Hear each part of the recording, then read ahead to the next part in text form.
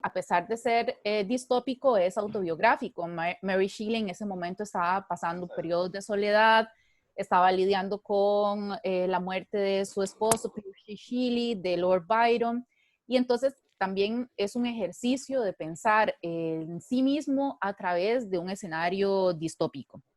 Con respecto ya más a literatura de ciencia ficción, está la escritora estadounidense, ganadora de premios Nebula, de los premios Hugo, Connie Williams, con su libro, El libro del día del juicio final, que es de 1992, donde también se narra un escenario distópico donde sucede una plaga que destruye a casi la totalidad del planeta, pero a través del tiempo. Además de que está toda la cuestión de la plaga, se está narrando que un estudiante del 2054 viaja a 1348, si no me equivoco, que son los años de la peste. Entonces, que tiene que lidiar con toda esta cuestión de la plaga siendo un personaje del futuro. Es también una escritora. En América Latina, ¿cómo se ha plasmado este tipo de literatura? En el caso específico que me atañe a mí, en el caso de Costa Rica, por ejemplo, muchas escritoras de ciencia ficción han relacionado todo lo que son temas de pandemia con escenarios apocalípticos o post-apocalípticos en sus, sobre todo, cuentos de ciencia ficción. Es el caso de escritoras como Ana Cristina Ross y sus cuentos Abel o La Incompleta. También es el caso de Erika Lippi Rojas, Laura Quijano Vicenzi. Hay muchísima producción. Jessica Clark también en El Salvador, que también es un cuento que dialoga con este tipo de literatura. Está Los días del fin, que es de Jacinta Escudos, que también es un escenario apocalíptico, que también, en un escenario también marcado por todo el imaginario judío-cristiano, hay una pugna ahí entre todas las teorías del fin del mundo desde el apocalipsis, con toda esta cuestión de escenarios distópicos. Además de eso, hay otro tipo de literatura que dialoga con plagas o con enfermedades, como los textos que se sugirieron de la escritora salvadoreña que nos acompaña, de Elena Salamanca, que también se aproximan hacia un tipo de plaga o enfermedad, como por ejemplo el cuento El polvo, desde lo que se denomina o lo que se ha denominado, sobre todo en la literatura escrita en inglés, como weird fiction. Y es que se aproxima a un escenario de enfermedad, de plaga, de crisis, a partir de escenarios donde algo extraño pasa, pero no podemos decir que hay un fenómeno sobrenatural, sino que es un escenario donde todo parece estar bien, pero a pesar de que todo parece estar bien, hay algo que no encaja. A esto también se le ha denominado literatura de lo insólito, teorías y literatura de lo extraño, donde el caso paradigmático en la posmodernidad es sobre todo en el cine, con el cineasta estadounidense David Lynch, que incluso hay un apelativo de lo lynchiano que viene a definir mucha de la literatura que se está escribiendo en este momento. Gracias, Lucía. Justo. Elena, le paso la palabra. Me da mucha risa porque hice mi tarea y se parece un poco a la de Lucía. Estaba intentando pensar cómo contar el relato de la humanidad sin palabras, ¿verdad? Entonces, obviamente, la literatura es la base de todo relato fundacional. Y pensando en Centroamérica, como académica, pues como historiadora, he trabajado varias investigaciones sobre los relatos fundacionales de Centroamérica y creo que es un aporte real de una nación, relato. En Centroamérica las fundaciones han sido libres. Es decir, esto como que contradice un poco este planteamiento de Doris Sommer de las secciones fundacionales, que son las novelas latinoamericanas, ¿verdad? Y panamericanas. En Latinoamérica como concepto no existía en el 19 en Hispanoamérica, pero en Centroamérica se escribió primero poesía. Entonces, las primeras fuentes historiográficas, las primeras fuentes literarias para hablar del origen de Centroamérica, que además es fundada en medio de una crisis, ¿ya? Para tomar aquí esta idea de posible una crisis, son escrituras líricas, ¿no? Y no todas estuvieron escritas inicialmente. Por ejemplo, las coplas a Francisco Morazán, presidente de la Federación Centroamericana, las coplas a Manuel José Arce, primer presidente de la Federación, y el Emilio Morazán, primero fueron memoria oral, fueron tradición oral y pasaron a ser. Pero lo importante es que el relato nacional fue primero literatura y luego ley, ¿no? Porque sabemos que las constituciones, las constituyentes estaban discutiendo al mismo tiempo que estaban escribiendo sus poemas, y es muy importante, creo yo, partir de Centroamérica, ya que vamos a estar hablando de Centroamérica, partir de Centroamérica como un espacio imaginado para retomar la idea de comunidad imaginada de Anderson, que es muy común, que casi todos la conocemos o la hemos escuchado, ¿no? Que la nación es una comunidad imaginada, horizontal, etcétera, pero que la fundación de esta comunidad imaginada es lírica. Y al ser una fundación lírica es un poco más dramática que es una fundación de los papeles del Estado. Sí. Ese era un punto que quería traer al tema. El otro punto es que yo creo que las escritoras siempre estamos viviendo en crisis. Al principio hablaba con Laura y le decía, pero ¿de qué crisis vamos a hablar si las mujeres siempre estamos en fuertes? Perdón que la interrumpa, Elena, perdón que la interrumpa, Elena. ¿Podrían apagar los micrófonos todos los asistentes porque se oye una interferencia y no se escucha muy bien? Por favor, yo ahora retomo, Elena, que usted iba a hablar de las mujeres, ¿no? En crisis. Un momento. Espero que se oiga porque estoy gritando Sí. y he movido todo para atender red. Ok. Espero que se Bueno, tal vez, okay. no sé si tenés audífonos, quizás con los audífonos sea un poco más claro que se te oye. Tengo audífonos, pero no tengo micrófono. Los audífonos no traen incorporado con microfonito. No. Bueno. Ok, démosle entonces. Démosle. Bueno, sigamos. Voy a ver si me grabo, quizás, para después pasar el audio. Entonces ya se me fue la onda, porque lo que había hablado con Laura es que estábamos planteando de qué crisis vamos a hablar. Vamos a hablar de la crisis actual, vamos a hablar de espacios de dolor. Ay, me van a prestar unos micrófonos, ¿ven? Y vamos a hablar de los espacios del dolor, porque pensando en una genealogía se me ocurría que era posible también hacer una relación del dolor, de cosas que remiten más a las guerras. Pero las guerras nos permiten, como centroamericanos, situarnos en historia acerca del caso costarricense, aunque hay una guerra en la década de los años 40, un enfrentamiento bélico, etcétera, que lleva a la abolición del ejército. Sin embargo, en Centroamérica, en los otros países, la guerra es lenguaje común. ¡Tarán!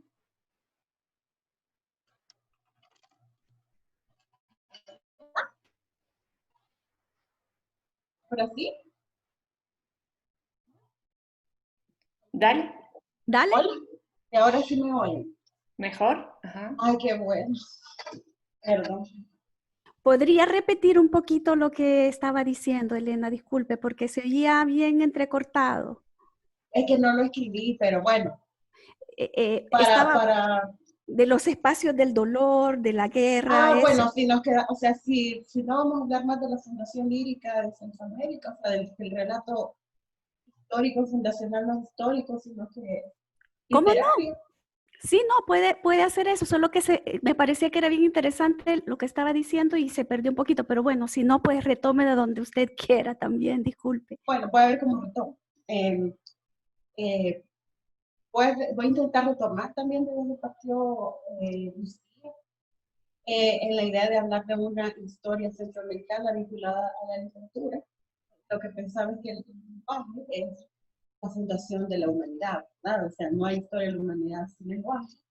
El lenguaje aparece a través de diferentes géneros, que puede ser el género histórico y puede ser el género literario. Y contaba cómo las narrativas fundacionales no son narrativas como la novela, es no al sur, sino que investigando las primeras narrativas sobre Centroamérica son relatos de poemas, son coplas, hay memoria oral y hay memoria escrita de esa poesía, ¿no? La poesía del siglo.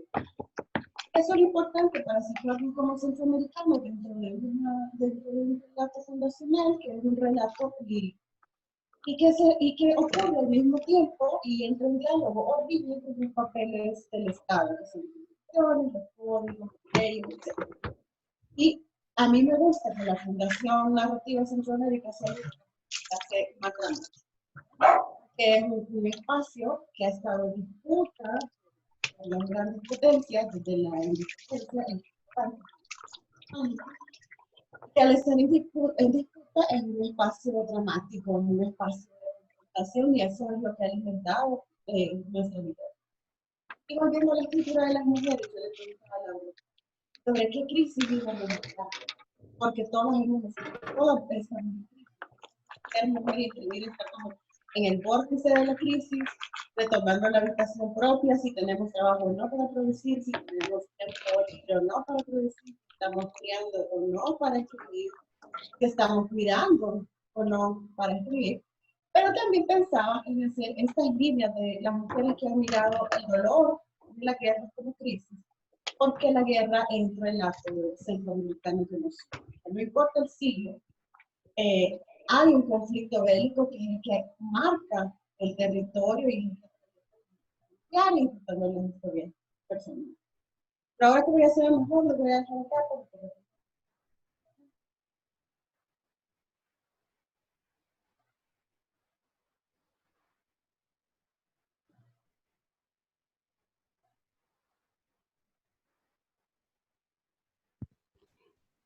Elena, lo siento, fíjese que se corta y lo último no se escuchó. Y yo no puedo cerrar los micrófonos. Andrea ya lo cerró, ya vi que lo cerró, porque yo no tengo el acceso a esto, pero ya veo que ya todos están cerrados según las personas que estoy viendo. Pero bueno, más o menos se escuchó. Si quieren, pues, si seguimos con alguna pregunta, o termine usted de cerrar lo que estaba diciendo, pero lo lamento que esté pasando esto. Sí, yo también lo lamento porque ya tengo micrófono, no sé si me escuchan. No. La otra opción es que avance con las preguntas y yo busco otra computadora y me conecto y me dan chancecito.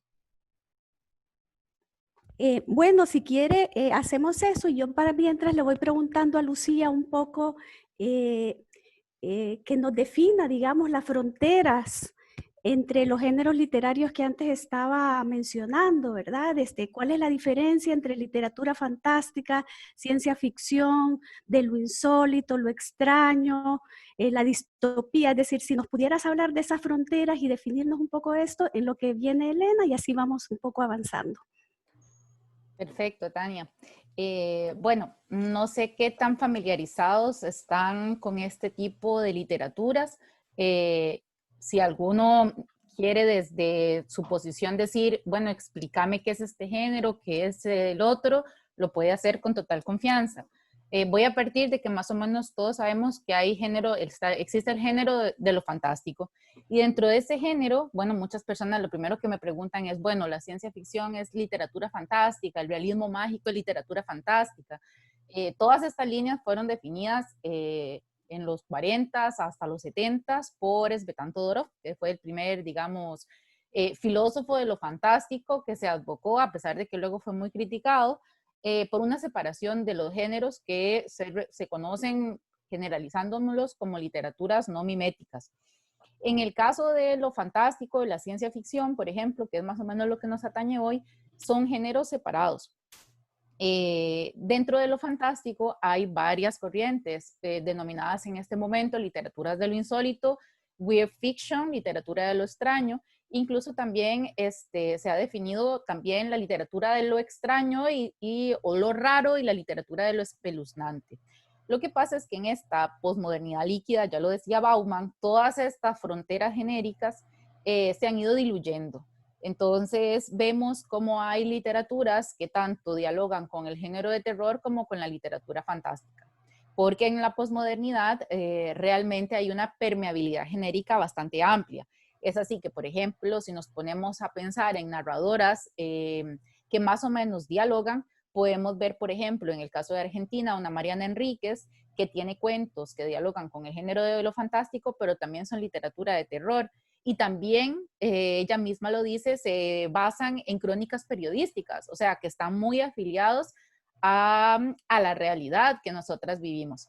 todos, nosotras y nosotros. Una cuestión que se me olvidó decir antes y creo que es importante, a la hora de analizar un poco todas estas como redes de escritoras que están más o menos en esta línea, una cuestión importante en la literatura fantástica y de ciencia ficción escrita por mujeres en Latinoamérica es la constante de que siempre se analiza la subordinación del cuerpo femenino en función de una sociedad heteropatriarcal que busca subordinarlo y normativizarlo a partir de un cuerpo como un objeto y que sirve para o el placer del hombre o para la reproducción. Eso es algo que se ve mucho a la hora de analizar literatura de más o menos estos géneros. Es curioso porque pasa en Argentina, como pasa en Costa Rica, como pasa en El Salvador.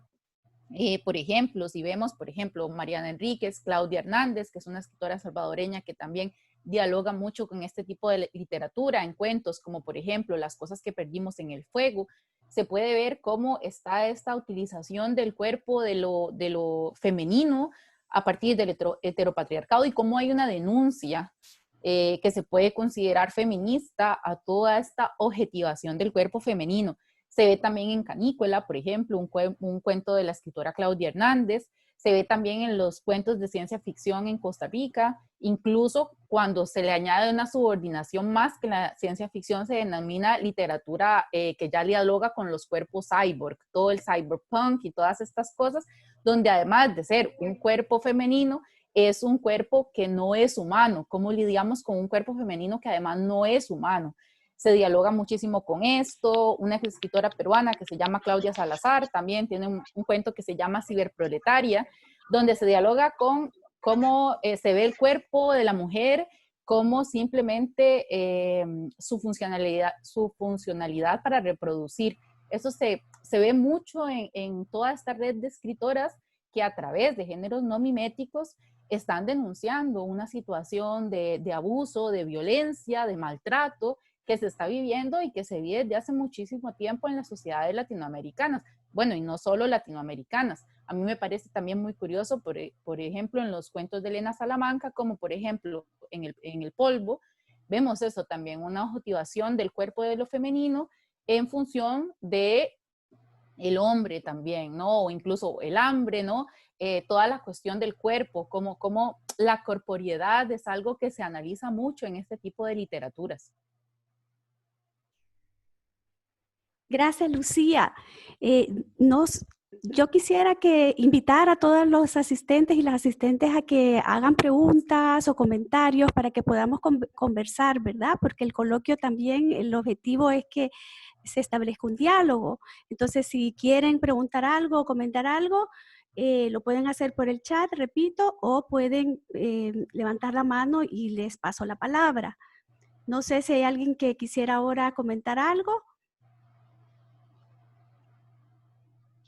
¿No? Bueno, Elena, quisiera retomar usted algo de lo que estaba diciendo y que desgraciadamente escuchamos a medias. Pues no, porque ahorita estoy súper distraída porque estaba intentando... Vale. Bueno, pues le voy a hacer yo una pregunta entonces. Bueno, ¿no?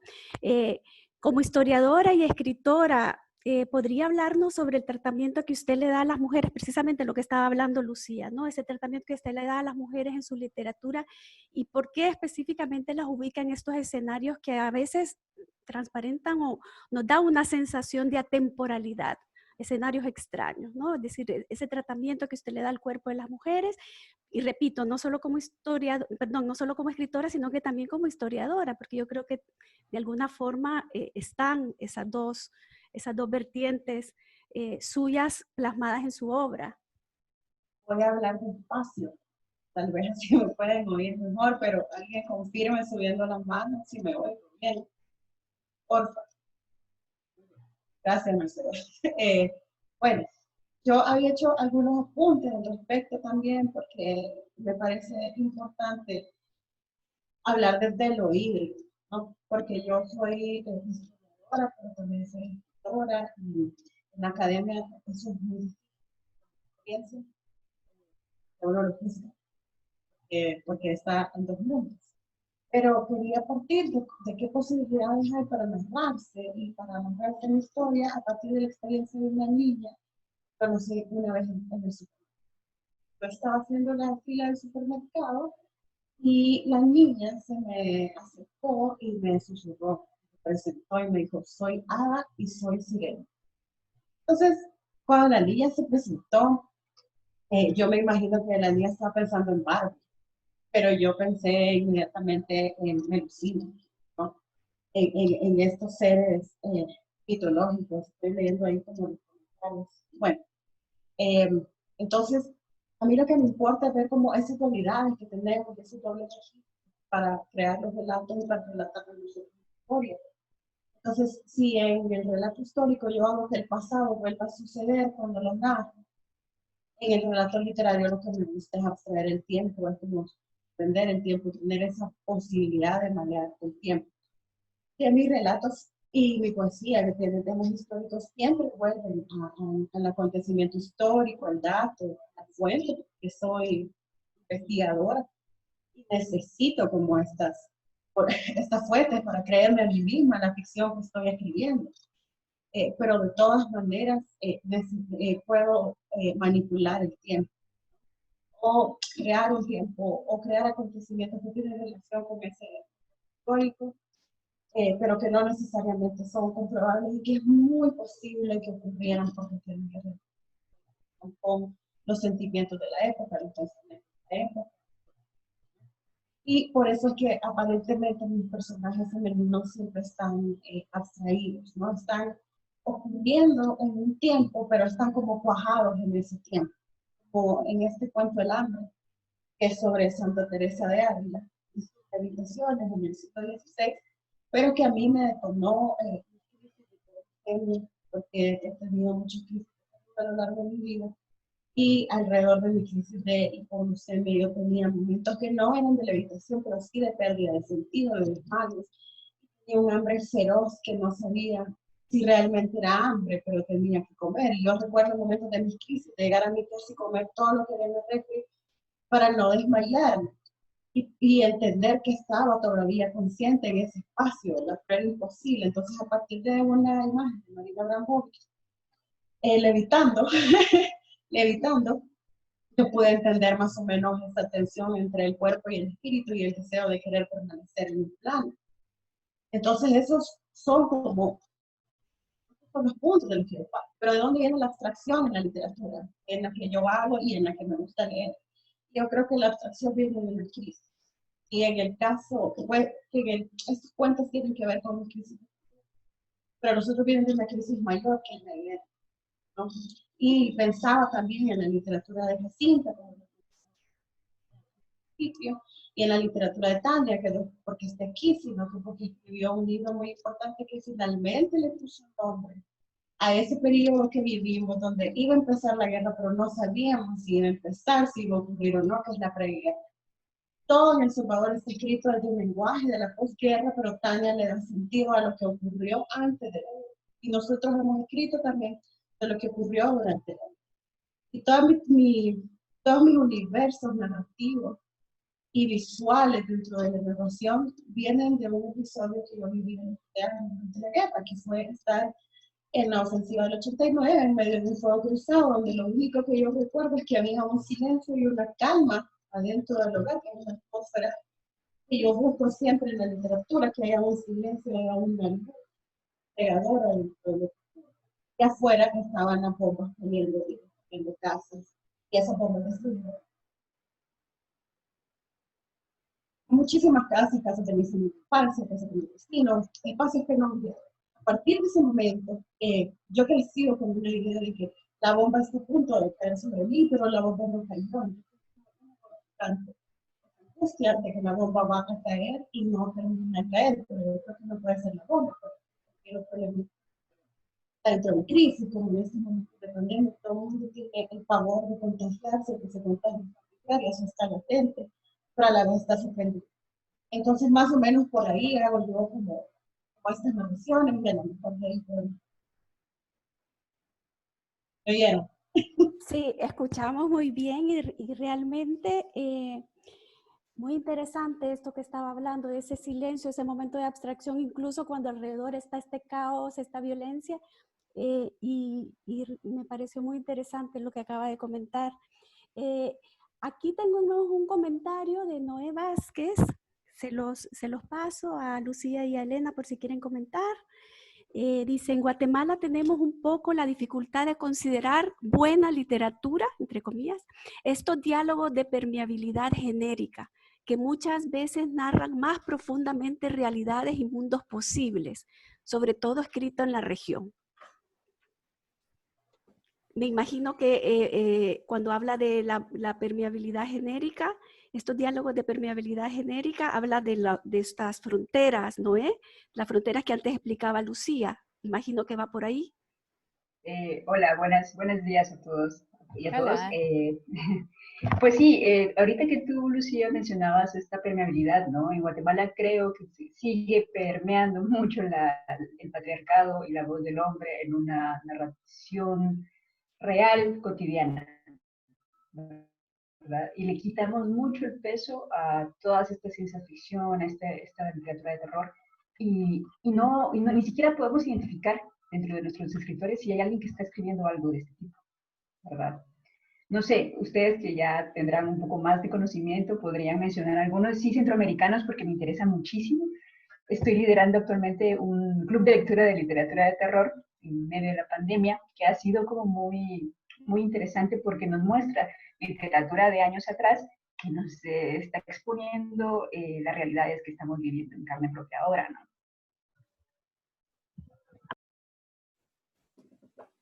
Elena, ¿quieres Elena. responder o... Pues vi la pregunta, vi el escrito, esta idea de la buena literatura, creo yo, por el canon, ¿verdad? Y es una preocupación también, supongo yo, por alguna relación con el mercado, porque estamos frente a dos estados, pero no un canon, pues que los académicos han hablado como una tradición, una herencia literaria, y así como uno quiere pertenecer a la familia, era una tradición nacional, hay como ciertas ambiciones así cuando se quiere. Y la otra, pienso yo, que tiene que ver con la idea del mercado, de qué es lo bueno para el mercado. Pero yo creo que en Centroamérica la discusión del género literario debería de ser una discusión tomada con la misma seriedad que la discusión del género, por identidad de género, por identidad sexual. Yo creo que hay escrituras fluidas, tienen y merecen el mismo lugar en la literatura que merecen las escrituras estructuradas según el género, según el campo. Entonces, probablemente nuestra discusión más moderna debería empezar con la identidad sexual y entender así también que con el identidad. O sea, yo siempre hago como esos comentarios cuando presento mis libros porque hay como una insistencia para saber qué género es. Y a mí me tiene muy aburrida eso. En El Salvador, desde que participé en un concurso de novela, yo tenía 25 años y no conocía ningún escritor, todos los señores de la cultura empezaron a presionarme para que me definiera si escribía cuentos o novela, y si esta escuela de cuento era la escuela de Woolfolk o era la escuela de Cortázar, y es sumamente interesante. Y yo he tenido un tránsito muy fluido por diversos literarios, entonces creo que más allá de la discusión de si es un buen cuento o no, habría que ver si es un texto literario que logra comunicar el espíritu de su tiempo y por lo mismo ahora que se cree un espacio de vinculación o de identidad con los lectores, que finalmente eso tiene que ver mucho también con los niveles de consumo que han sido fuertes para hablar de si una obra permanece no. Y otra pregunta que creo que tenemos con respecto al género que escribimos o al género o escribir géneros literarios en general, es más bien buscar desde dónde nos estamos narrando y qué son los determinantes que gestionan nuestra imaginación. Creo que es lo más importante. Yo quisiera agregar algo más, y si es posible, si tenemos tiempo. Concuerdo perfectamente, o sea, completamente con lo que dice Elena. Hay que poner etiquetas porque una academia nos dice que hay que ponerlas. pero yo creo que, bueno, para gustos, colores. Ya lo decía Cortázar, que un lector activo genera un cuento cada vez que lo lee o genera una obra cada vez que la lee. Así que yo puedo leer en un relato un testimonio de la guerra salvadoreña, como también lo puedo leer desde una clave fantástica. No, no pugnan, sino que están en diálogo. O sea, es posible romper esas barreras genéricas que por tanto tiempo nos han limitado. Creo que en una época en la que, por dicha, las etiquetas de todo tipo, no sé, que nos identifican con una zona, con un país, con un género, se están derrumbando. Creo que la academia tiene que empezar a derrumbar también, a cuestionar por qué no puede ser buena literatura la literatura de ciencia ficción, por ejemplo, que es algo que pasa muchísimo en América Latina, pero que en los Estados Unidos, por ejemplo, es uno de los géneros más aclamados, porque es que un latinoamericano siente que escribir literatura que es no mimética es considerado menos cuando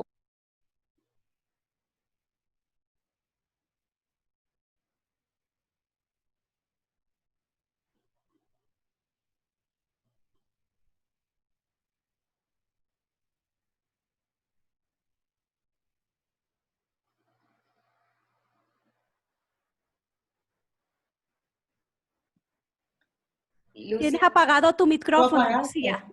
Sí, la- tu micrófono está apagado, Lucía.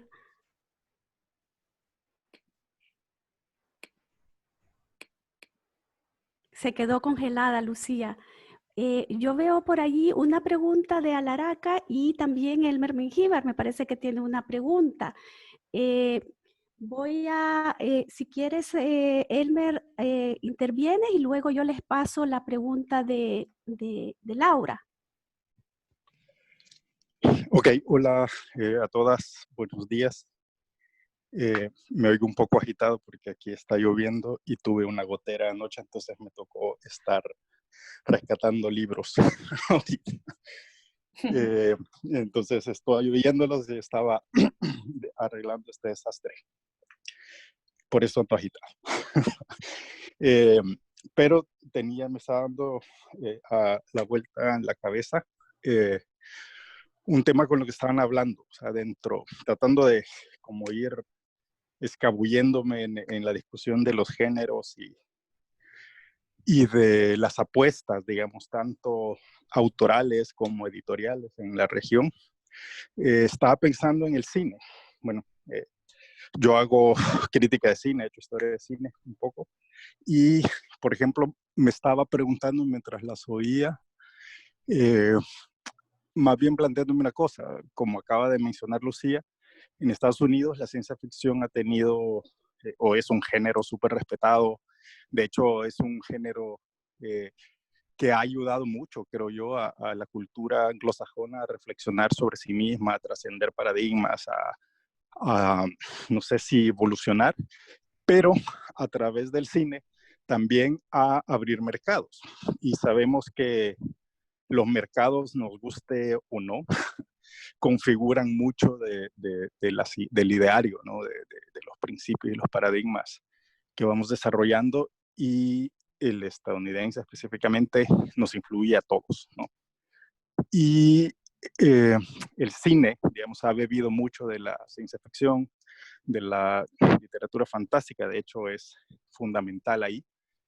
Cosa contraria, por ejemplo, que en el teatro contemporáneo, ¿no? Que el teatro contemporáneo es mucho más realista eh, y, y más testimonial quizás.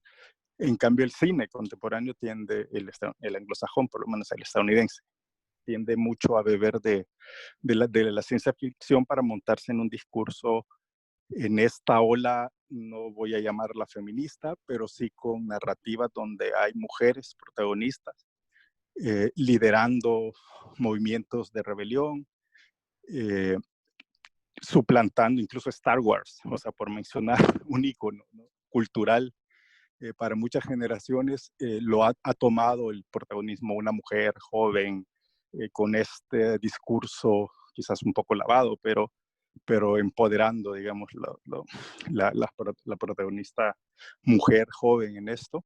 Pero en Latinoamérica esto no pasa.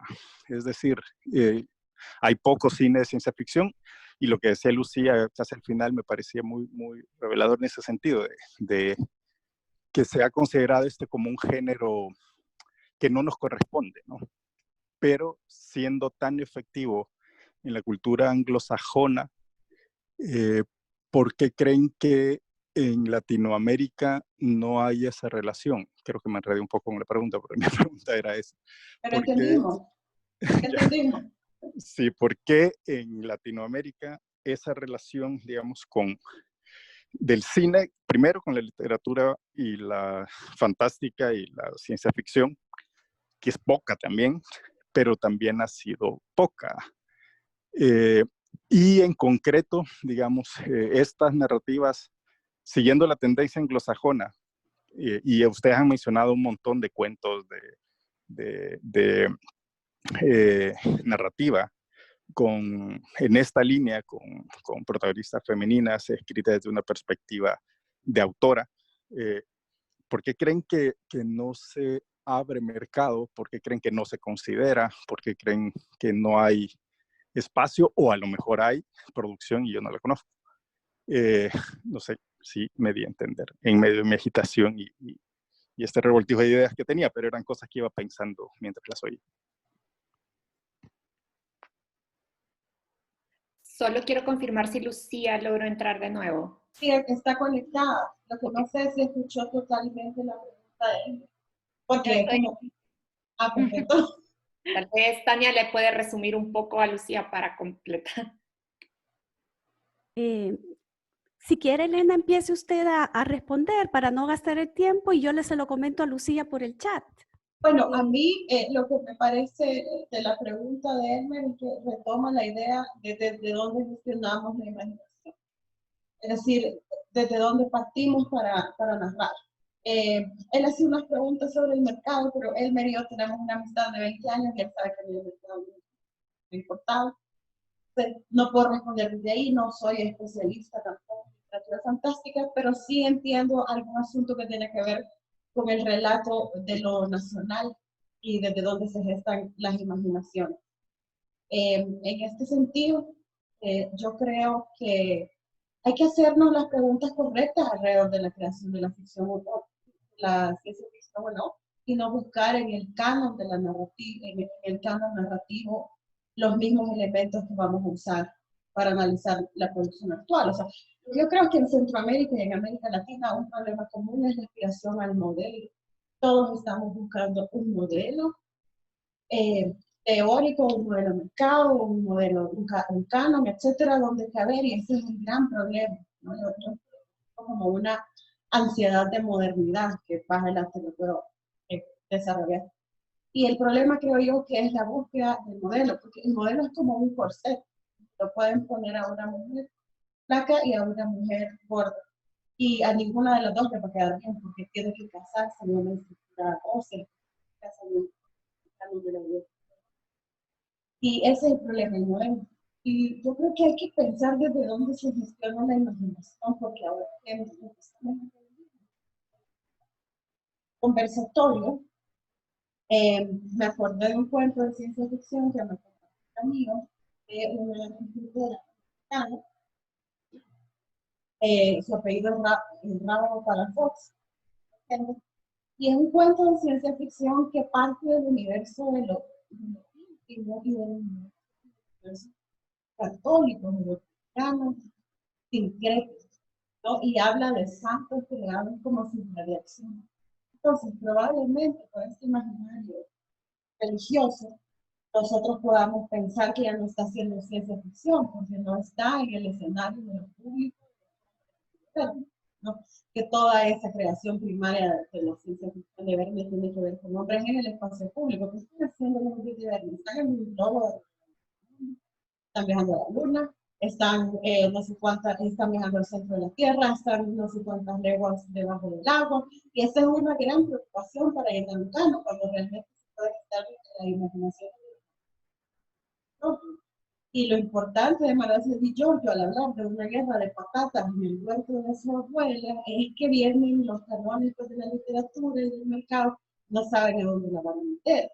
pero Omarosa es una autora sumamente leída, es como una de mis crítico secular como sagrado. Entonces quizás las preguntas sean desde dónde gestionamos la imaginación y desde dónde creemos que estamos en la diversidad de lenguaje literario. Pero creo que decía también.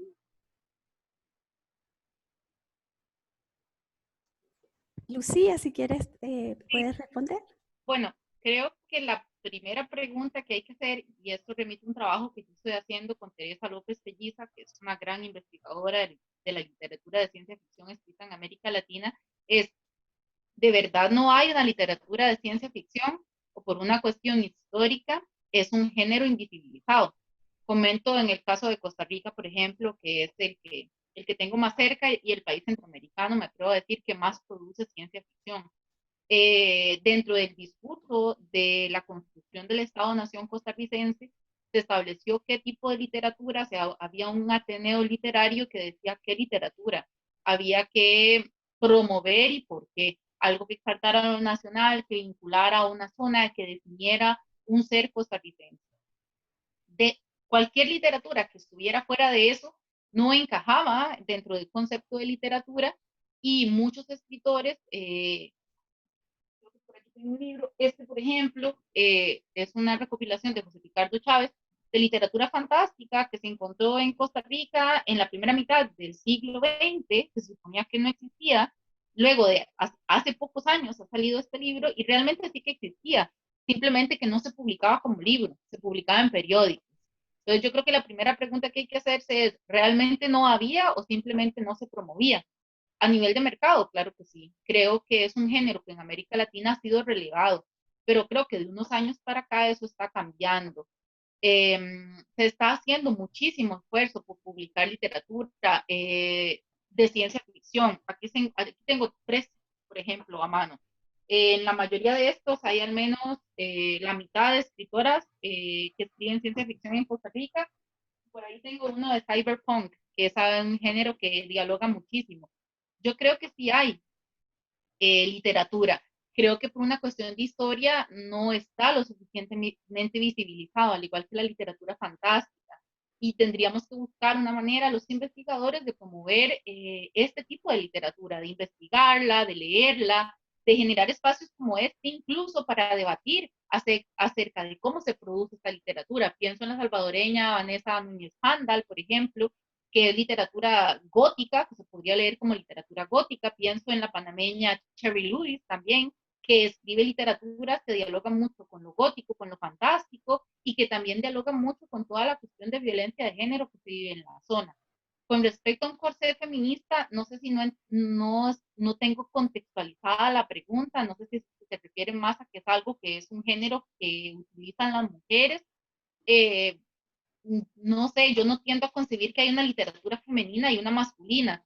A mí me gusta analizar literatura de mujeres porque siento que hay una deuda histórica y que se ha analizado menos, que tenemos también barreras para la edición, las barreras que ya tenemos en la vida general, los niños, el trabajo, que nos lo dificultan. Entonces, a mí me interesa como gusto personal la literatura de mujeres. No sé y que la persona que hizo la pregunta me puede explicar un poco más de este corsé feminista que, bueno, muchas de esas literaturas dialogan con la violencia que vivimos las mujeres, pero las mismas escritoras lo dicen. Mariana Enrique lo dijo hace poco en una entrevista. Yo no escribo literatura feminista, sino me pondría a escribir panfletos. Pero mi literatura dialoga con la violencia que todos percibimos y que dentro de ese todos percibimos y ese contexto, obviamente la violencia de género es algo que está presente. Gracias, Hola. gracias. Quiero retomar lo del corset. Ok. Es que yo no estaba hablando no estaba hablando de un corset feminista, sino que estaba hablando de la idea del modelo. O sea, que en América Latina hay una ansiedad por cumplir un modelo que es una cosa muy eurocéntrica, ¿verdad? Depende de cuál es el centro literario. En un momento será eurocéntrica, en otro momento será eurocéntrica, no sé, ayúdenme cómo sería la configuración del centro.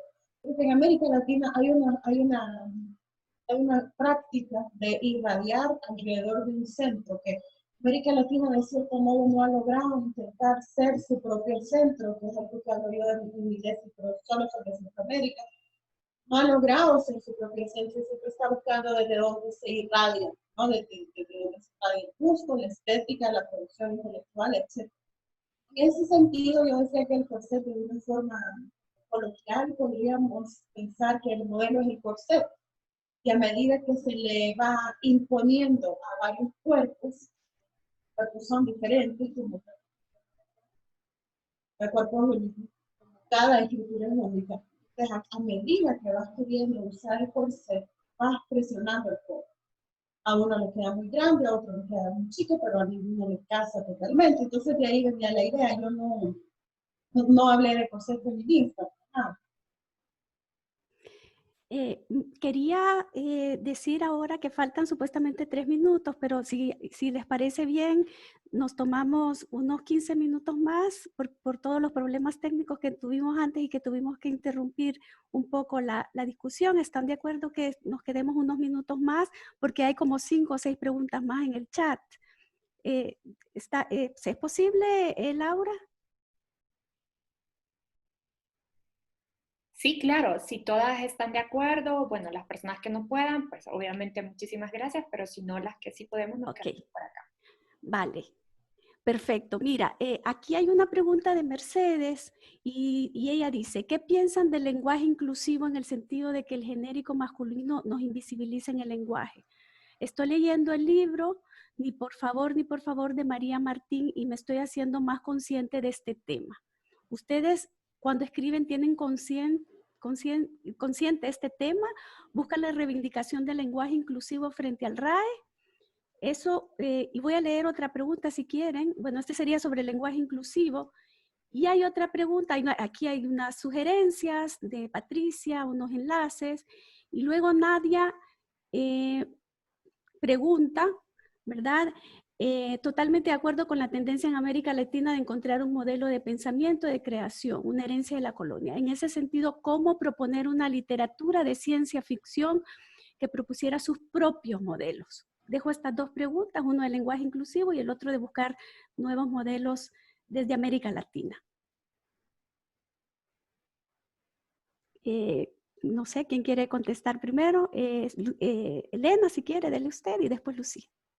Yo nunca he pensado, pues, digamos, cuando hago comunicación de divulgación, pienso en cosas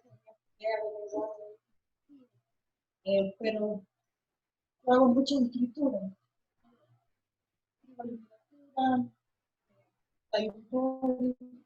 Y divulgación. Solo creo que solo la divulgación. En realidad, en la literatura a mí me interesa contar historias necesarias para el pensamiento. Y las disfrutamos una masa crítica. Y creo yo que al pensar básicamente en clave de estos personajes que están confinados en los márgenes de los textos y de los documentos históricos, está haciendo nuestra institución. Entonces, digamos que esta idea de la E o esta idea de la X la uso más como en discusión y en mi cotidianidad, pero en la literatura no ha llegado yo el momento de preguntarme. Y retomando un comentario que hizo Mercedes de cuando estábamos hablando de América Latina, sí, pues la clave es la mirada de la decolonización. Con respecto a las preguntas de ciencia ficción, pues mi problema es que yo no hago ciencia ficción. Yo estoy aquí porque soy escritora e historiadora, pero por mi decoración. Entonces creo que esas preguntas que son más específicas son para la ciencia. Bueno, si quieren, entonces continúo yo. Con respecto a la primera pregunta del lenguaje inclusivo, yo estoy completamente a favor, o sea, soy defensora y tengo muchas discusiones también. Yo soy profesora de violín y observo mucho, o sea, al final toda esta cuestión, hablábamos de descolonización y todo esto, cómo el lenguaje es el primer lugar en el que nos colonizan, cómo es curioso que las mujeres adultas vemos normal que cuando dicen todos vamos a ir a un lugar, por ejemplo, nosotras ya tenemos, ok, todos me incluye a mí porque o hay hombres y mujeres, todos es el abstracto, pero me pasa con mis estudiantes que son pequeñitos de 4 años y yo les digo, todos vamos a ir a tal lugar. Siempre está la niña que levanta la mano y me dice, profesora, eso me incluye también a mí que soy niña. Y es curioso cómo nosotros empezamos a establecer modelos colonizadores a través del lenguaje de pensamiento que le decimos a la niña, sí, mira, es que todo se incluye a hombres y mujeres, cuando no es una realidad. O sea, yo soy defensora, si tenemos, o sea, el lenguaje es algo que fluye, o sea, el lenguaje es algo construido desde un norte global también, o sea, recordemos que nosotros estamos hablando de un lenguaje que hicimos propio, pero que viene de un proceso de colonización, y creo que todas las formas en las cuales se desvirtúe el lenguaje son más que bienvenidas. A los que somos migrantes, a mí me pasa mucho aquí, que en España la gente me dice que hablo mal, porque hablo de vos, porque escribo una cosa de una manera, porque no uso el pretérito imperfecto, etcétera, etcétera. Y es una manera de colonizar moderna, que un español le diga a uno que hay una manera correcta de hablar el español, cuando en Costa Rica se habla el español de una manera, y en El Salvador se habla de otra, y en España se habla de otra, y todas son completamente válidas. Entonces, yo creo que es importante esta lucha que se está haciendo de reivindicar lo femenino dentro del lenguaje, porque lo que no se nombra no existe. O sea, ya es algo que los postestructuralistas hace mucho tiempo superaron, y creo que es algo que debe quedar plasmado también en nuestra lengua. Con respecto a toda la cuestión de la decolonización, de todo este proceso, o sea, podríamos, creo que hacer un coloquio solo de qué es poscolonialismo, qué es colonialismo, qué es decolonialismo, porque hay toda una cantidad de teorías al respecto de por qué América se define como decolonial, y por ejemplo África o India se define como postcolonial, cuál es la diferencia que define a cada uno. Yo creo que todo este tipo de literatura están haciendo un esfuerzo por tratar de decolonizarnos, por tratar de definirnos desde nuestro propio lugar de enunciación, que es algo que las teorías de decolonialidad mencionan mucho. Un escritor muy conocido, Walter Mignolo, dice: nuestro lugar de enunciación, desde donde narramos, es importantísimo. Tener claro de dónde estamos. Y nosotros, como latinoamericanos, también siempre tenemos como foco, queremos analizar cuentos de América Central, pero tenemos que tener en nuestro marco teórico escritores europeos, si no, no se valida. Entonces, ¿por qué? ¿Por qué no buscar también, o sea, por qué dejar de ser objeto de conocimiento y empezar a crearlo? Es algo que todas las teorías de decolonización en América Latina se han cuestionado. Con respecto a lo que estaban diciendo de la ciencia ficción y cómo se puede generar algo que tenga que ver con todos estos diálogos que estamos conversando, yo creo que hay escritoras que ya lo hacen. O sea, que hay escritoras que están hablando a partir de cómo, por ejemplo, la ciencia ficción en América Latina está influida por una cosmogonía indígena. Es el caso de Liliana Colanzi, por ejemplo, con su cuento Chaco, es el caso de Sara Gallardo con su novela Isecuaz, donde ellas hacen también incluso toda una configuración del lenguaje, de cómo es el castellano para un supuesto indígena que lo ha tenido que asumir como la lengua del vencedor incluso. Entonces, yo creo que esos diálogos se están generando en este momento, como en América Central, en el caso de Costa Rica, hay escritoras que están denunciando la minería a cielo abierto, el asesinato, ecofemicidios, por ejemplo, a partir de la literatura. Yo creo que eso es un ejercicio de colonización que estamos haciendo todos los días. ¿Cómo dialogar todas estas teorías? Yo creo que un término que el decolonialismo define como global, ¿no? ¿Cómo definimos esta literatura analizándolas con la ciencia ficción que ya se ha hecho, por ejemplo, la ciencia ficción en inglés, pero con nuestras características específicas centroamericanas, que tiene que ver con mitos indígenas, que tiene que ver con ecofemicidios, que tiene que ver con minería a cielo abierto, que tiene que ver con las guerras que han atravesado de una manera u otra Centroamérica, y cómo se está plasmando eso en la literatura de ficción. Creo que esa es la importancia de todos estos textos que en este momento se están generando, que podríamos hacer un relato de la historia desde una mirada oblicua, que es un concepto de Theodor Adorno, desde una mirada oblicua de todos esos fenómenos, ¿verdad? Y creo que me parece súper importante. Gracias. Aquí hay dos, ok, Elena, hay dos preguntas más que voy a fusionar, pero conteste ahora, Elena. Perfecto. Y, Dele. siguiendo mucho a y creo que a mí me interesa también pensar cómo desde hace 200 años nos estamos preguntando por qué no podemos tomar a Hispanoamérica como un centro civil. Sí, estas preguntas que nosotros tenemos son preguntas de todas las generaciones, son preguntas de Mariátegui, son preguntas de los poetas centroamericanos perdidos de 1880, ¿verdad? Es decir, nos estamos preguntando constantemente de qué forma o qué necesitamos buscar un relato nacional o un relato literario que irradie alrededor del centro. Y la gran necesidad de producir pensamiento científico, pensamiento académico, pensamiento literario desde Centroamérica, desde América Latina, desde México, ¿verdad? Desde nuestros países, donde hay una producción. Esa es una gran pregunta. A veces yo siento que difiero o que brillo con las lecturas de los estudios coloniales. Casi todo el mundo lee la subalterna de Estados Unidos y a mí me preocupa porque seguimos mirando a Estados Unidos como un gran productor, el gran productor de modernidades, el generador de las modernidades. Y la Escuela de Estudios Subalternos estadounidense nace nacional para que yo me siento más cercana. A la hora de trabajar me siento un poco más cercana con ese pensamiento de que esos autores que hicieron bajo el modelo fueron autores colonizados.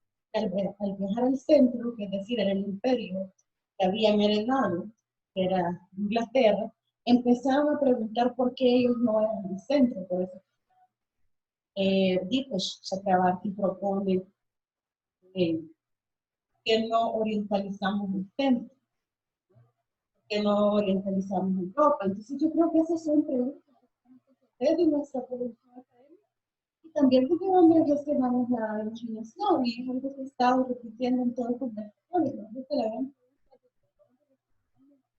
la imaginación, porque desde donde gestionamos y que gestionamos.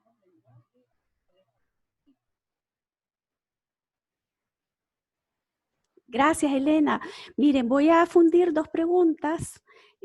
Laura había preguntado antes, ¿no? ¿Cómo es posible hablar de una literatura de mujeres como algo específico? Si eso está en la construcción de los personajes o en el uso de la cotidianidad, por ejemplo. Es decir, me imagino que va un poco por dónde están estas temas recurrentes o tratamientos recurrentes.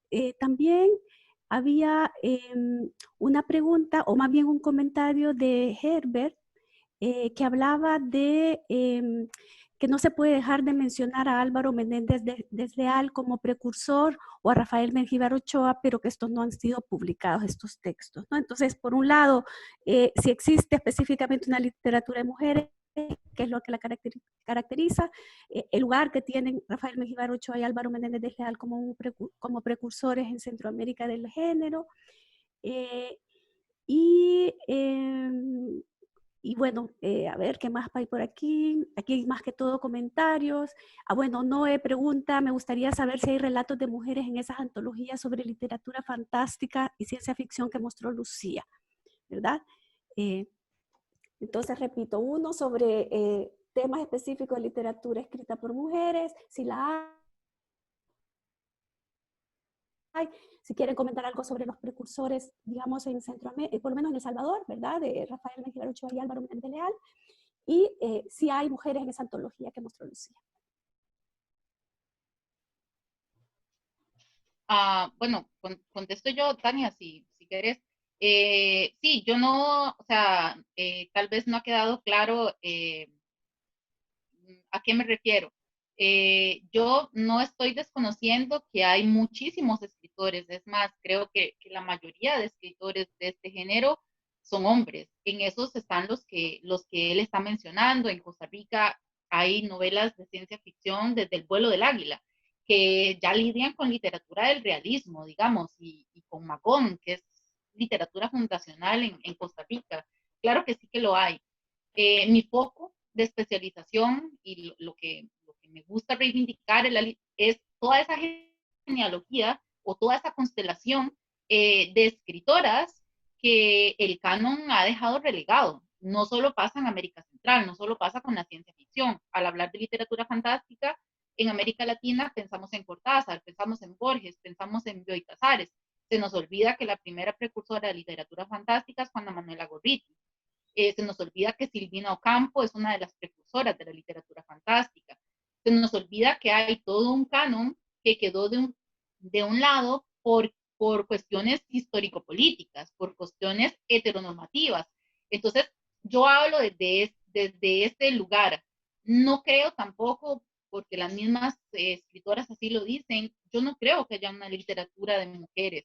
No hay una manera específica, creo, de que ellas digan, bueno, una de las escritoras que fue defensora de eso fue Clarice Lispector. Es decir, yo no escribo como una mujer, escribo como sujeto. Y ese sujeto está cruzado por múltiples violencias. Yo dialogo más con esto, pero como investigadora me interesan las mujeres por una deuda histórica, porque las autoras han sido invisibilizadas por una historia que ha primado a un Borges, a una Silvina Ocampo, que ha primado a un Bioy Casares, que a una Juana Manuela Gorriti, que ha primado los autores en lugar que las autoras. Y creo que en este momento hay una cuestión de saltar esa deuda histórica. Por eso se están creando antologías donde hay muchísimas mujeres, no porque se las están sacando de la manga, sino porque eran autoras cuyos libros habían pasado al olvido o no lograban publicar. Con respecto a las antologías que mencioné, ya les comenté acá, en el chat, que las antologías tienen autoras y autores. Les digo la lista, que me parece que ahí las están pidiendo: Jessica Clark, María Pérez Iglesias, Laura Quijano Vincenzi, Ana Cristina Rossi, por ejemplo, esta que tengo aquí en la mano.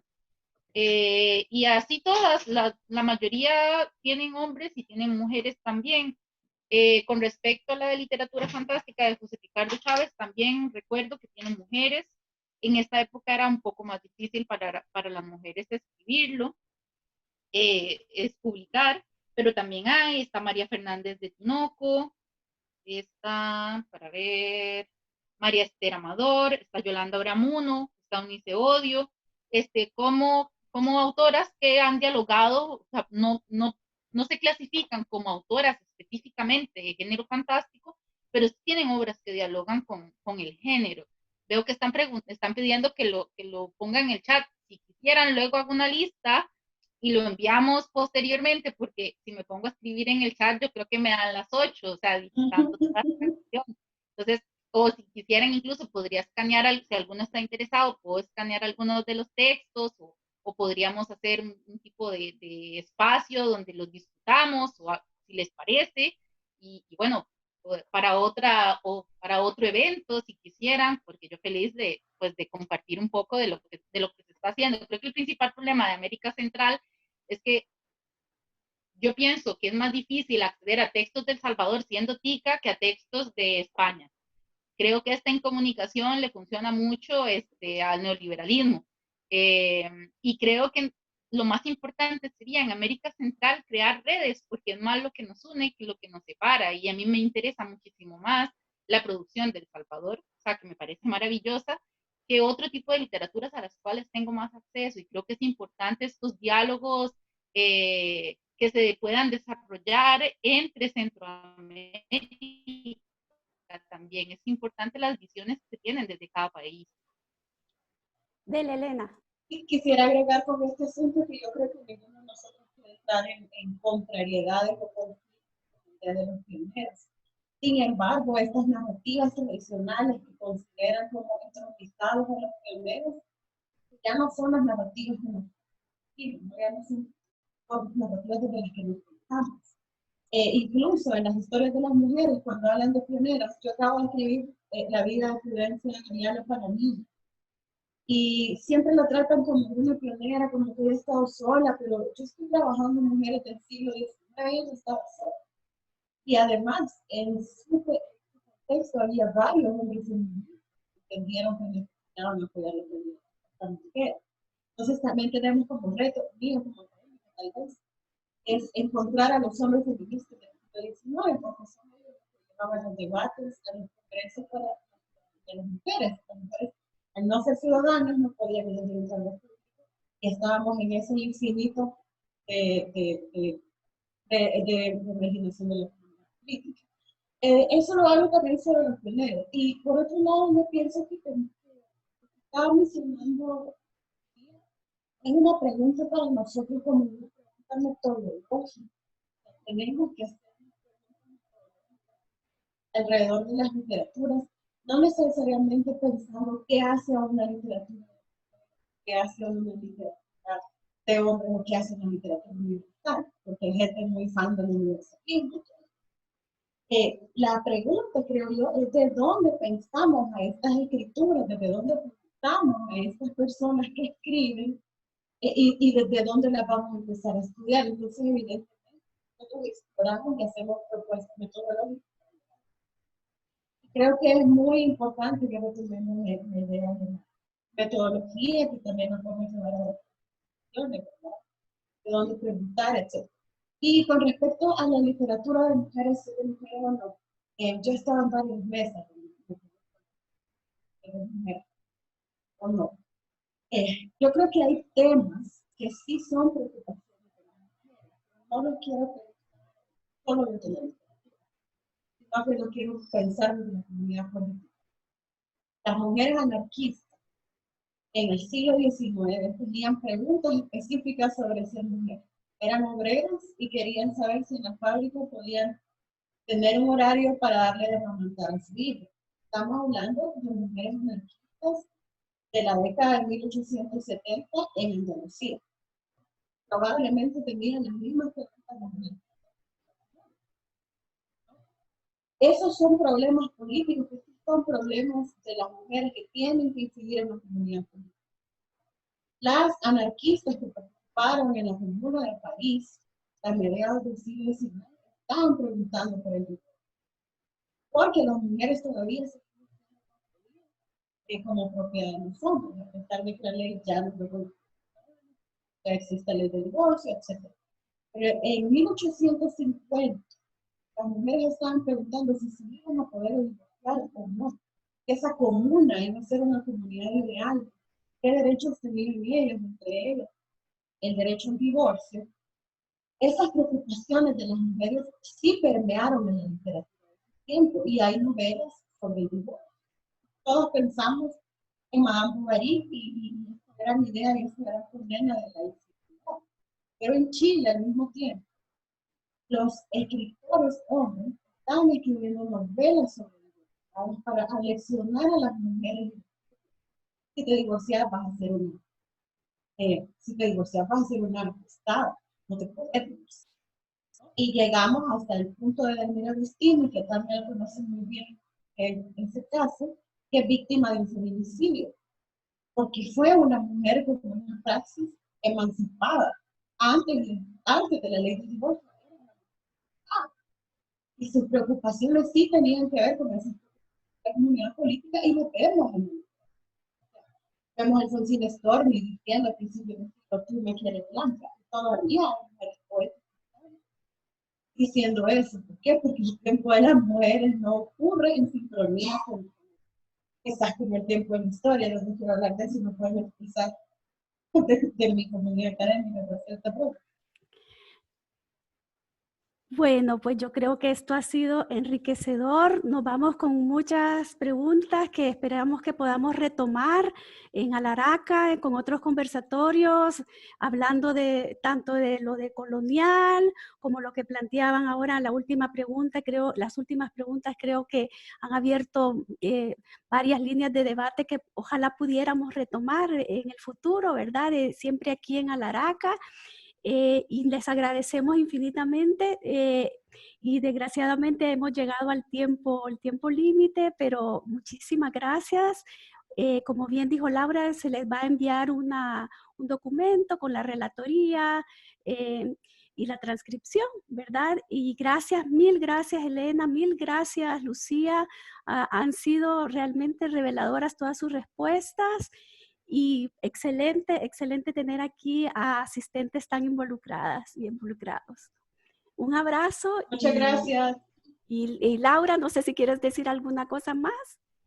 Solo quiero agradecer a Lucía y a Elena cada vez que estoy en un coloquio me quedo con ganas de más, así que yo, Lucía, voy a retomar tu palabra definitivamente para que hablemos de los textos, para que hagamos más coloquios con Elena también, que siempre estamos hablando de cosas, y a mí me encantaría seguir hablando de las autoras decoloniales y descoloniales de Latinoamérica y de la India, que son de las cosas favoritas que tengo. Entonces, quedamos abiertas también, nuestro correo queda abierta para sus sugerencias, sus comentarios. Lo que queremos con estos espacios también es crear una comunidad alrededor de estos temas, para que podamos crear también un espacio seguro en el que podamos platicar periódicamente y poder ir construyendo algo, ¿no? Y más en estos tiempos que parecen tan oscuros y distópicos, pero que resistiremos porque no estamos solas, eso es lo que yo creo. Así que muchas gracias a todas y inmensamente gracias a Tania también por haber moderado este coloquio.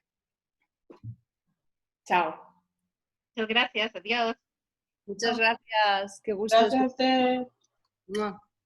Chao, chao. Chao.